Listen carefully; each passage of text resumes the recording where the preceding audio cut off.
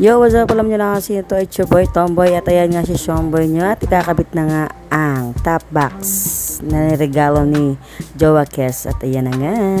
At nabili nga ito ni Jowa sa Sec Philippines. At ayan na nga, ikakabit na nga natin kay Toothless. At tapos nga ni Shomboy at may pa-heart pa nga ang Jowa Kes ko na yan. At dahil nga advance mag-isip ang Shomboy nyo at nakabili na nga tayo ng bracket guys. At syempre mabibili lang yan dito sa Revzilla. At ang kinagandahan pa nga guys, lifetime warranty yan. Kung mabali man, pwede daw ibalik sa kanila at aayusin nila. Yun. So sa inyo, lalagyan nyo ng ganito para hindi magasgas yung pinaka-bracket. Yan. At nilalagyan ko na ng electrical tape dahil nga may nag-advise sa atin na lagyan nga daw natin ito para hindi siya magasgas yung pinaka-bracket niya pag nailagay na yung pinaka-plate niya guys. At onting tips nga to para hindi matanggal yung pinaka-pintura ng bracket natin. At ayun. At tapos na nga natin lagyan ng electrical tape. At ayan nga may libreng tornilong 4. At proceed na nga tayo sa paglalagay ng plate niya guys.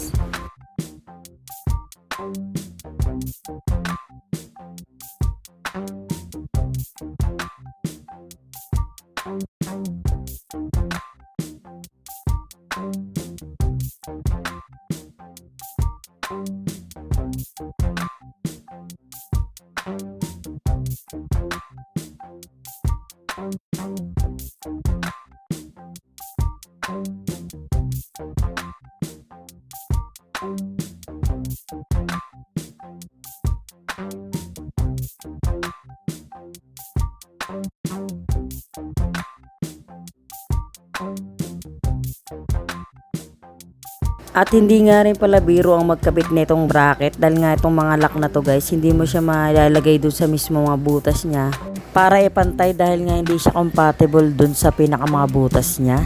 At pero safe naman siya at matibay. Tigpitan na nga lang para hindi siya maalog at magalaw.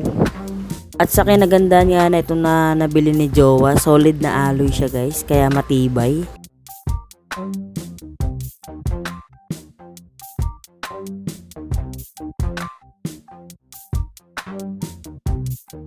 So ayan, at mabilis ang gawaan ng Shomboy nyo dahil ang haba na nga ng video natin.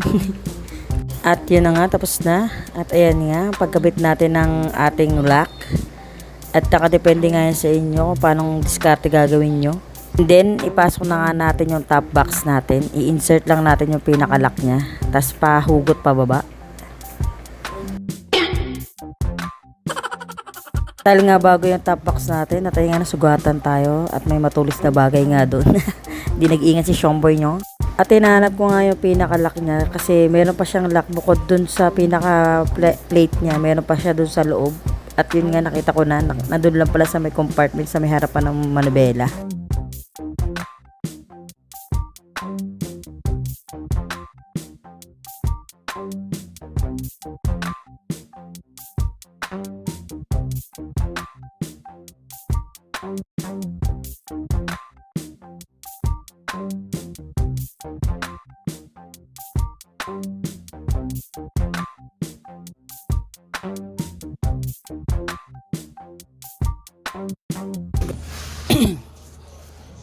Ayan.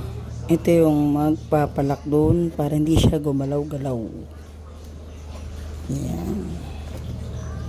Higpitan lang natin para. Ayan. Napakaangas. Yan na, si Pogi na siya, Pogi.